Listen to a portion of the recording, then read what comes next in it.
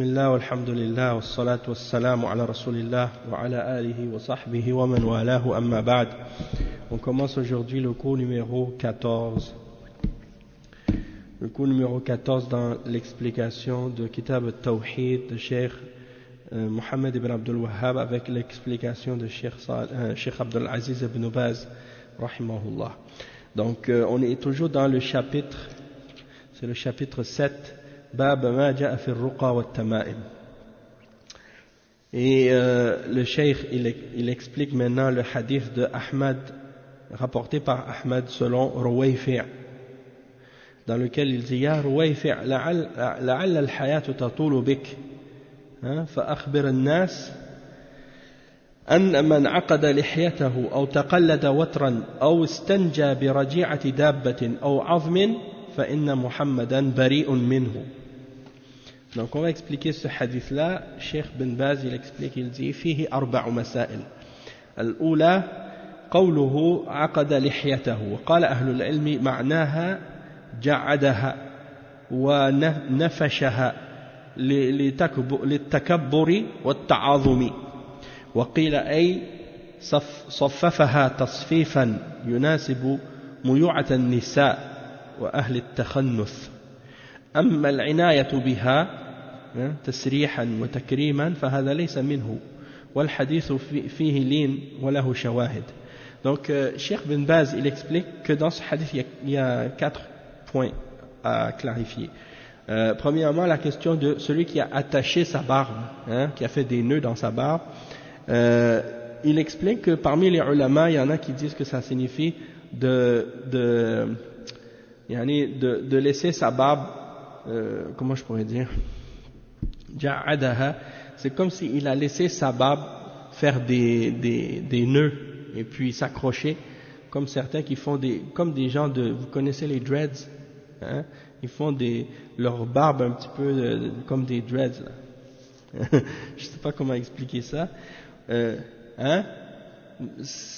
Ouais, ils les laissent comme boucler, faire s'attacher, se boucler puis faire des nœuds, comme si ça devient tout comme un paquet là, tu vois. Ou bien aussi le fait de la défriser. Si quelqu'un il a une barbe frisée, il la défrise, il la fait devenir comme lisse, comme lisse comme les femmes là. Il dit ça c'est pas correct de faire ça. C'est comme un peu, ça donne une apparence efféminée. Il dit mais toutefois de bien s'en occuper, de la peigner, de mettre de l'huile dedans, puis de la parfumer, ça fait pas partie de ça. C'est-à-dire que ça c'est bien. Et il mentionne que le hadith en question, il y a, c'est-à-dire, c'est pas un hadith il y a dedans un peu de faiblesse dans le hadith, mais il y a d'autres hadiths qui viennent supporter sa signification, ça, et donc qui vient le renforcer. Après, وتقلد وترا وهو ما يتخذ من الأمعاء وغيره وكانت الجاهلية تقلد الإبل والصبيان يعني حذر العين. Donc il dit taqallada watran, il dit c'est qu'est-ce que les gens mettaient dans la jahiliya comme autour des cous des bêtes et autour des enfants aussi pour préserver contre le mauvais œil. Donc c'est comme des genres de porte-bonheur ou bien des talismans ou des amulettes. C'est le même utilisation, puis ça fait partie des choses que le prophète sallallahu alayhi wa sallam a averti à ce sujet-là de ne pas le faire. Puis man istanja bi raji'i dabbatin aw 'azmin, وجاءت الأحاديث بالنهي عن الاستنجاء بهما لأنهما لا يطهران وفيه تشبه بالجاهلية. Il dit le cheikh que par rapport à le fait de s'essuyer lorsqu'on fait nos besoins avec des crottes d'animaux séchées ou bien avec des ossements, de ne pas utiliser ça. Et l'interdiction est mentionnée dans les hadiths à ce sujet-là, parce que premièrement ça ne purifie pas, puis deuxièmement ça fait partie de l'imitation des gens de la jahiliya, puis aussi il y a un autre hadith qui mentionne que ça c'est la nourriture des djinns, ça c'est ta'amul djinn, donc de ne pas les utiliser comme ça. وقوله فإن محمدا بريء منه هذا وعيد شديد ليس معناه أنه مشرك مثل قوله ليس منا من ضرب إلى آخره والشاهد هو النهي عن تعليق الأوتار وغيره مما يظنه ينفع كالخيط والواجب أن يتعلق بالله وحده. Donc ici le cheikh il explique que celui qui fait ça, le prophète sallallahu alayhi wa sallam il a dit celui qui fait ça je suis innocent de lui ou bien je me désavoue de lui.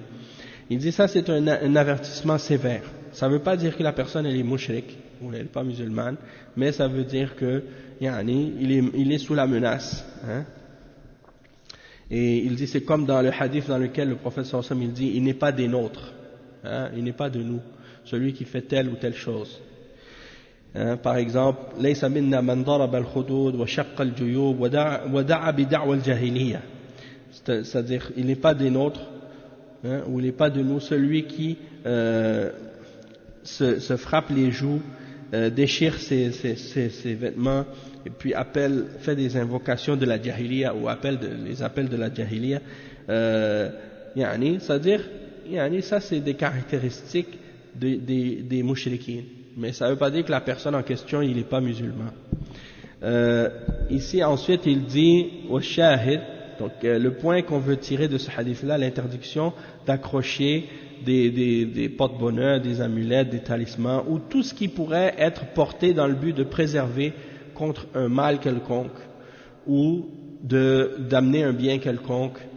Et il dit que l'obligation pour le musulman c'est plutôt de mettre sa confiance en Allah et de s'accrocher à Allah subhanahu wa ta'ala et non pas dans ces choses-là.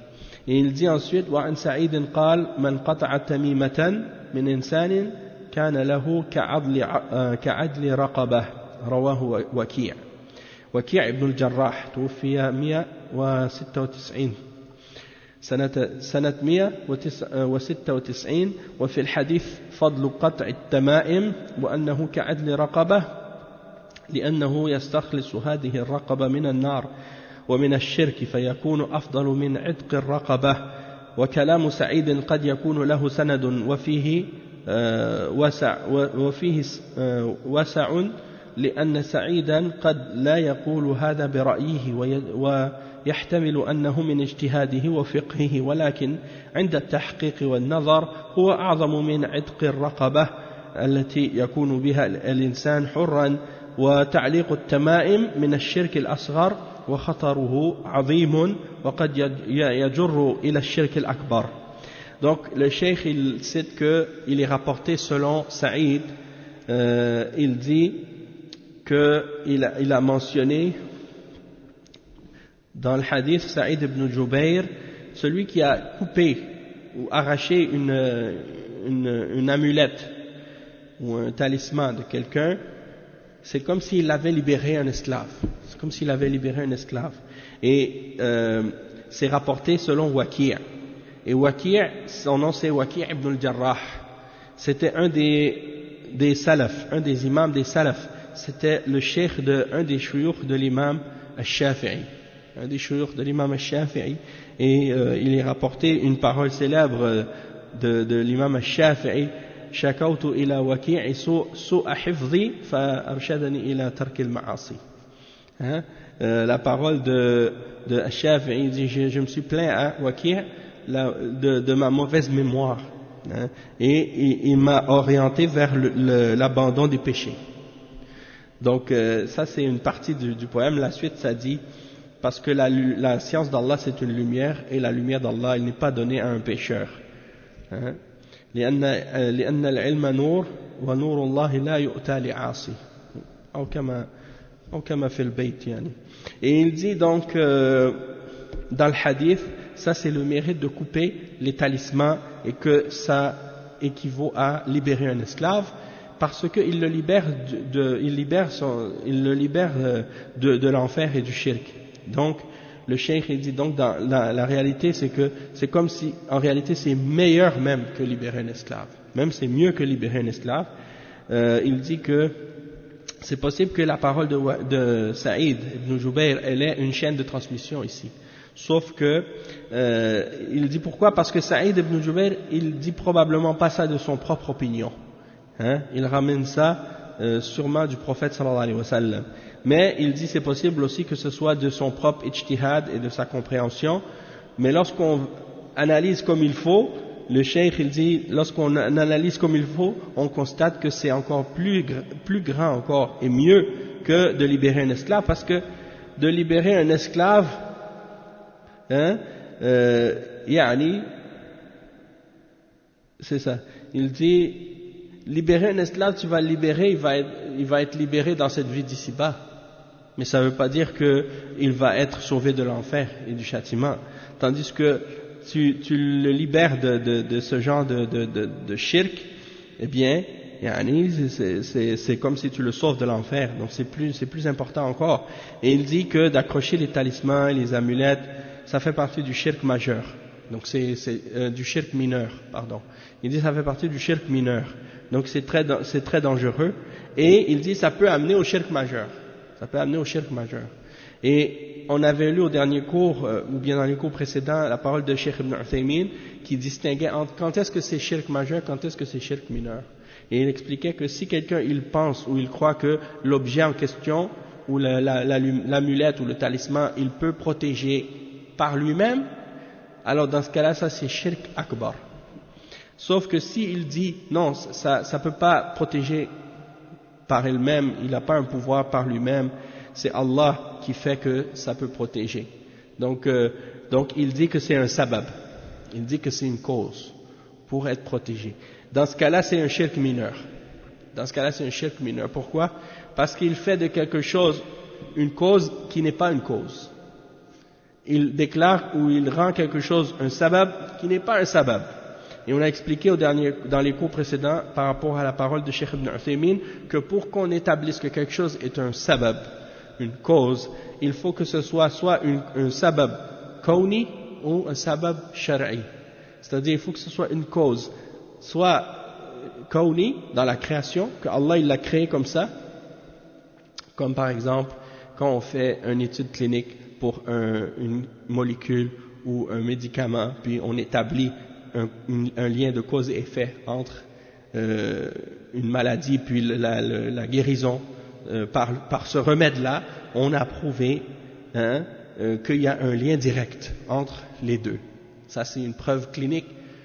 Ça, c'est kauni. Dans ce cas-là, c'est un sabab réel parce que Allah, il a créé comme ça. Il a créé cette chose-là comme une cause dans la guérison. Et donc, on a prouvé qu'il y a un lien direct entre les deux. Donc, dans ce cas-là, ça, c'est prouvé par sabab, que c'est un sabab kauniyan. Ou bien kaunan. Tandis que si on a une preuve de la sharia que quelque chose est un sabab, par exemple le miel, on a la preuve que c'est une guérison parce que Allah dit dans le Coran fihi shifa'un linnas, al-habba as-sawda fihi shifa' li kulli da illa al-maut. Le prophète sallallahu alayhi wa sallam a dit la graine noire, il est un remède pour toutes les maladies sauf la mort. Et al-ma' az-zamzam, ça peut être un sabab. Et il y a beaucoup d'autres comme ça. Donc, ça c'est des choses, il y a un ruqya shar'iyya, ça peut être un sabab aussi. Ça c'est des choses qui sont établies par la sharia. Tandis que d'utiliser des porte-bonheur, des amulettes, des talismans, il n'y a aucune preuve de ça pour dire que ça c'est un sabab. Dans la sharia, ni dans la sharia, ni dans al-kawn, ni dans le qadar ou dans la création.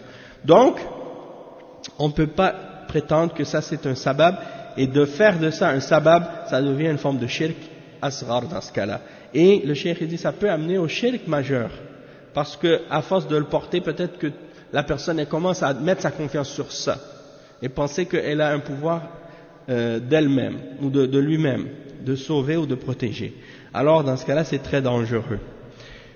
Et il dit وعن إبراهيم il dit وعن إبراهيم قال كانوا يكرهون التمائم كلها من القرآن وغير القرآن وإبراهيم ابن يزيد النخعي من التابعين من أصحاب ابن مسعود الذين يكرهون التمائم وكذلك شيخهم ابن مسعود يكره ذلك لسببين.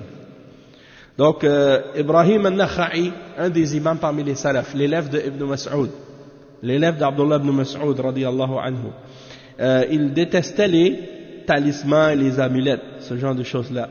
Donc, que ce soit à la base avec du Coran ou autre que le Coran, il détestait tout, il interdisait tout ça. Et on a expliqué au dernier cours pourquoi. Il dit le cheikh que Ibrahim ibn Yazid al-Nakha'i fait partie des imams des tabi'in, des compagnons de l'imam ibn Mas'ud, du compagnon, radiyallahu anhu, ibn Mas'ud, parmi ceux qui, donc, il faisait partie donc de ceux qui interdisaient complètement les amulettes et les tamissements, ainsi que leur cheikh, c'est-à-dire ibn Mas'ud, il détestait ça pour deux raisons. La première raison, les umum al-ahadith al-nahiya, à cause des hadiths qui interdisent ce genre de choses de façon générale. Et il dit, deuxièmement, saddan lidhara'i al-musila ila ash-shirk. Wa alaykum assalam wa rahmatullahi wa barakatuh. Fala yu'allaq mushafun wala ayatun minhu wala ahadith wala talasim wala idam fa kulluhu shirk. Donc ils disent, la deuxième raison pourquoi il interdisait ça, c'est parce que c'est pour fermer la porte au shirk, tout ce qui peut amener au shirk. Et donc on ne doit pas accrocher ni le mushaf, ni les versets du Coran, ni les hadiths, ni les talismans, ni des ossements ou des choses comme ça. Tout ça c'est du shirk. Tu sais, il y a des gens qui portent toutes sortes de gris-gris, des porte-bonheur, des pattes de lapin, des fers à cheval, des mains de Fatma, ou bien un œil bleu, des choses comme ça. Quoi d'autre encore? Il y en a qui portent des croix, porte-bonheur, tout ça c'est interdit, tout ça c'est du shirk. Il y en a qui portent des bagues, j'ai vu ça, des frères de l'Afrique, du Mali ou d'autres. Ils ont une bague, dans la bague il y a un talisman dedans, à l'intérieur. Et ils disent, ah ça c'est ma grand-mère qui m'a donné ça pour me protéger, ou je sais pas quoi. Ça c'est du shirk, ça aussi. Il faut jeter cette bague. Il faut pas la porter. On n'a pas le droit, il faut la détruire. Non. Si c'est un collier dans le but de préserver, porte-bonheur. Oui, si c'est un collier avec des graines, comme c'est comme juste pour décoration, pas pour une croyance particulière, juste par décoration. Ouais, non, en fait, les parures comme ça, là, c'est pas permis dans l'islam pour les hommes. Ça, c'est permis uniquement les parures, les décorations, les bijoux, c'est seulement permis pour les femmes en islam. Même si c'est pas de l'or. Donc, les bijoux, il y en a qui pensent que c'est permis pour les hommes si c'est pas en or. Mais les bijoux sont pas permis pour les hommes de façon générale. La seule déjà la bague dans l'islam, il n'y a pas qu'est-ce qu'on appelle en islam une bague de mariage ou une bague de fiançailles, ça n'existe pas dans l'islam. Ça vient des chrétiens. Et les musulmans qui utilisent ça ou qui portent ça, ils l'ont adopté en imitant les chrétiens. Donc ça fait partie de tashabbuh bil kuffar, et ça c'est interdit.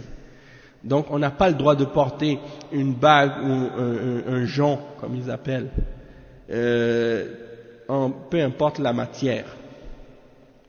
Sauf si c'est le prophète sallallahu alayhi wa sallam, il a porté une bague en argent, avec son nom écrit dessus, c'était un khatm.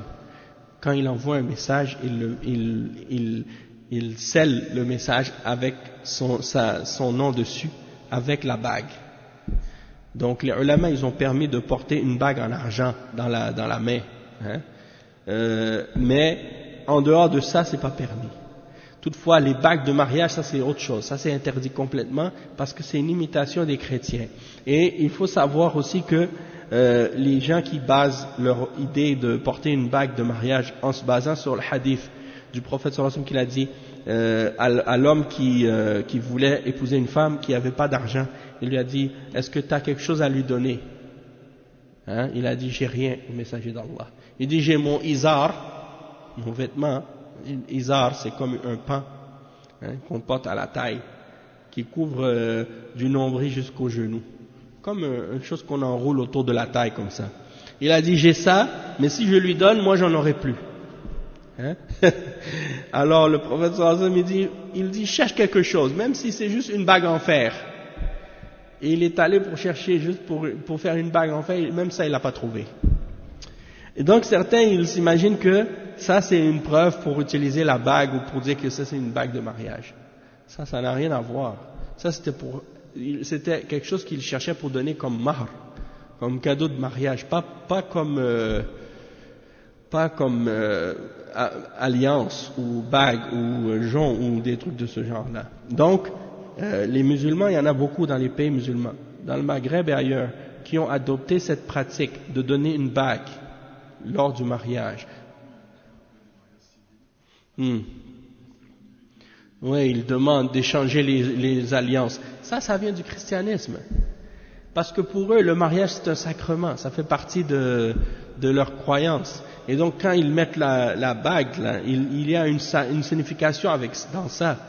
Et ils disent que le mariage, personne peut puisque c'est un sacrement, ils disent qu'il n'y a rien qui peut le dissoudre.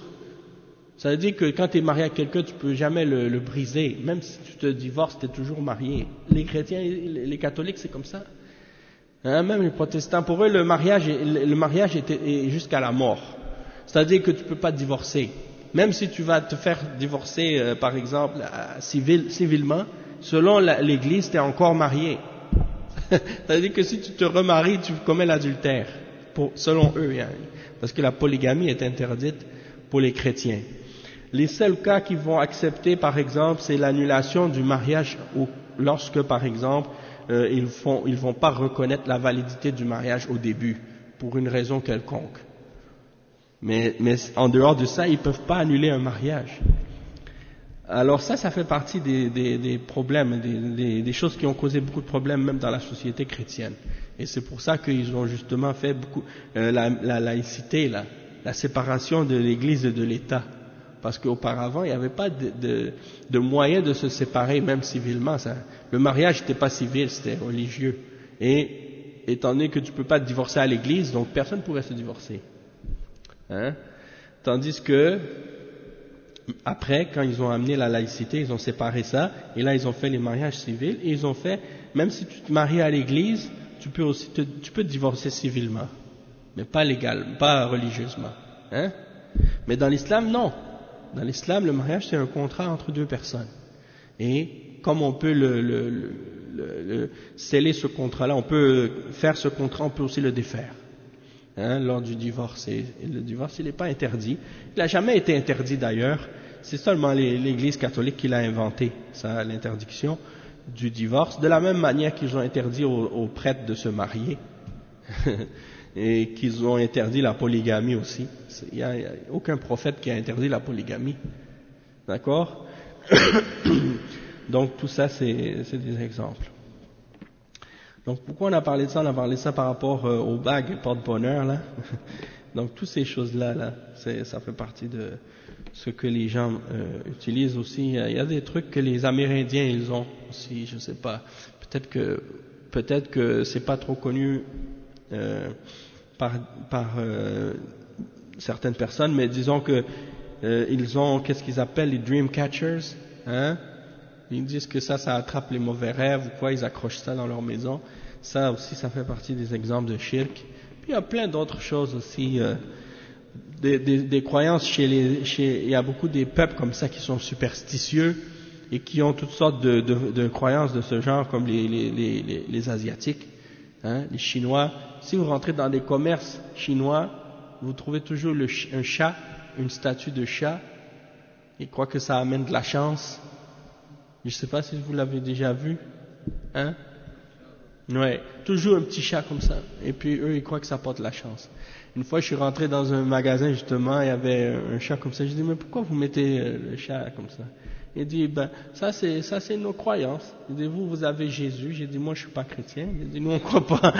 Il dit, nous on croit pas en ça. On croit en Jésus, mais pour nous c'est un prophète. On va pas le mettre comme un porte-bonheur ou des choses comme ça. Hein? Et là après, comme s'il ne savait pas comment quoi dire ensuite, alors ça s'est arrêté là.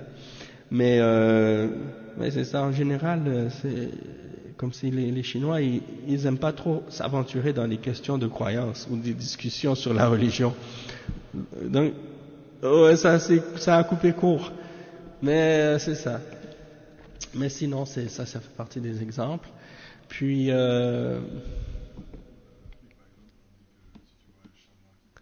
ouais, bah c'est ça. Les mauvaises augures. Ça, on va en parler aussi. Ça fait, qu'est-ce qu'on appelle at-tatayyur. Il y a un chapitre justement dans Kitab al-Tawhid qui s'appelle at-tatayyur. Et ça, c'est les mauvais augures. De croire aux mauvais augures et aux malchances. Hein. Et c'est-à-dire quand quelqu'un, par exemple, il voit un chat noir, ou de briser un miroir, il dit c'est 7 ans de malheur, ou de passer sous une échelle, ou plein d'autres trucs comme ça. Tout ça, ça fait partie du shirk. Tout ça, ça fait partie du shirk. Naam.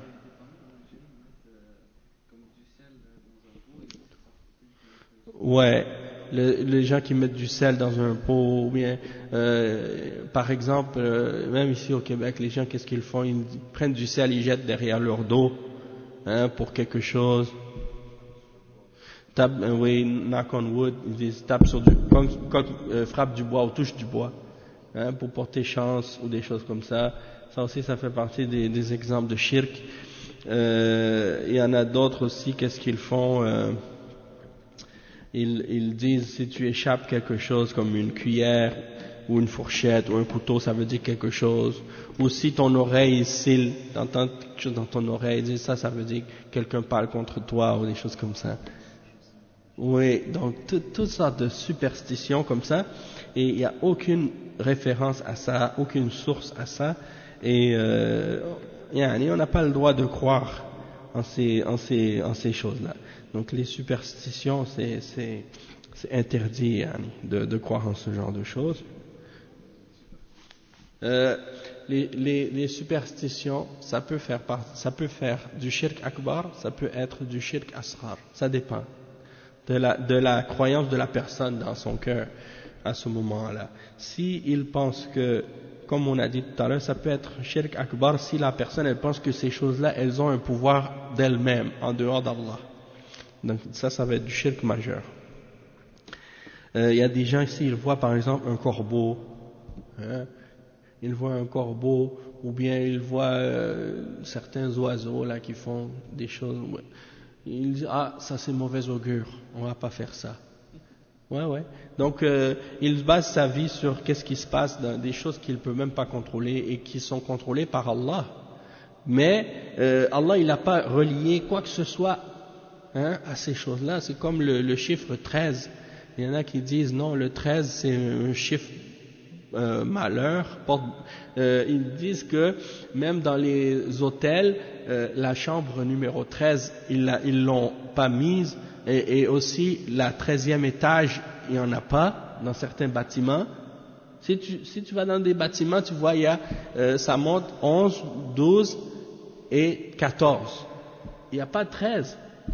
Tu vois, parce qu'ils ont des superstitions, ils croient que ça c'est comme ça porte malheur. Si c'est le vendredi 13, ils pensent que c'est un mauvais jour, il faut pas faire des affaires ou des choses comme ça. Donc tout ça c'est des superstitions.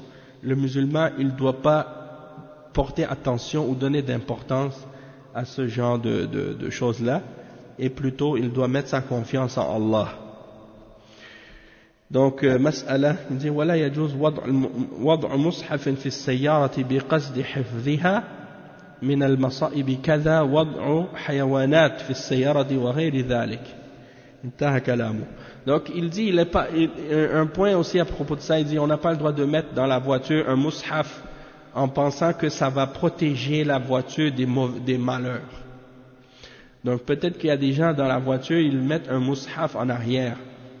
Ils pensent que le mushaf, le fait qu'il est présent, ça va protéger d'un malheur. Et ça, c'est interdit. Ça fait partie du shirk aussi.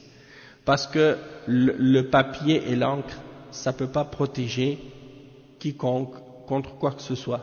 C'est Allah subhanahu wa ta'ala qui protège. Et la façon dont on se protège en utilisant le Coran, c'est en le récitant et en le mettant en application, en pratique, et non pas en le prenant comme un porte-bonheur. Hein? Ça c'est important de comprendre. Donc on va s'arrêter ici. Puis comme je disais, étant donné que... Parce que en fait, on a déjà fait un sharh résumé de Kitab al-Tawhid, c'était le sharh de Cheikh Al-Fawzan, le Mulakhas, l'a fait en 60 cours.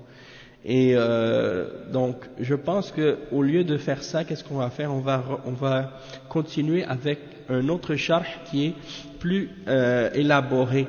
Et je pense que pour un sharh qui est en français de Kitab al-Tawhid, je pense que plus il est élaboré, plus qu'il est bénéfique. Pourquoi? Parce que dans la traduction des paroles des ulama, plus les ulama clarifient en détail, plus ça aide à clarifier les questions et les sujets et à bien les conceptualiser en français ou dans une langue étrangère, tandis que quand c'est résumé, la compréhension ou la traduction est plus restreinte. Ça veut dire que la compréhension elle est limitée dans ce cas-là. Donc je pense que c'est mieux d'aller vers un sharh plus détaillé. Et c'est pour ça que je pense que soit on va continuer avec le sharh de Cheikh Al-Fawzan de Qurrat Uyun Al-Muwahhidin, ou bien on va continuer avec le sharh de Cheikh Ibn Uthaymin. On va voir lequel des deux, Inch'Allah. Puis on continuera le vendredi prochain avec la suite. Ok? Donc on va s'arrêter ici pour aujourd'hui. Subhanakallahumma bihamdika ashhadu an la ilaha illa ant astaghfiruka wa atubu ilayk wa sallallahu wa sallam ala nabiyyina Muhammad wa ala alihi wa sahbihi ajma'in. Wassalamu alaykum wa rahmatullahi wa barakatuh.